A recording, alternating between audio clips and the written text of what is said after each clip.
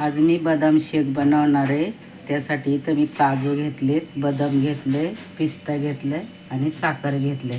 तर आता हे सगळं मिक्स वाटून घ्यायचं बारीक पावडर करून। काजू, बदाम आणि पिस्ता आणि साखर।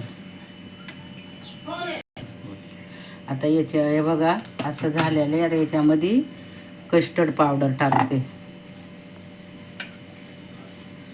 आणि दूध ओतते त्याच्यामध्ये।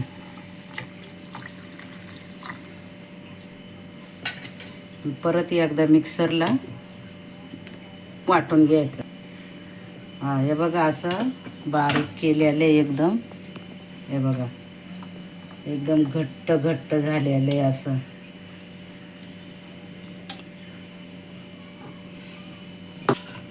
आता इथं मी 2 ग्लास घेतलेत। त्या ग्लासमध्ये मी आता ओतून घेते।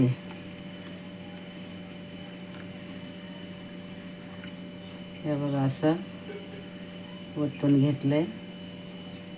आता त्याच्यामध्ये हे पिस्ता टाकते। हे बघा काजू बदामची वरून हे टाकते।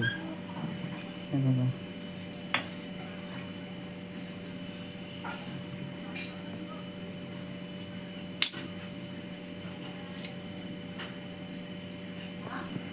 आता त्याच्यावरून थोडं केसर टाकून घेऊ।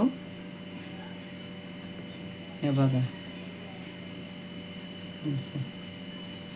आणि तयार आहे आपला बदाम शेक।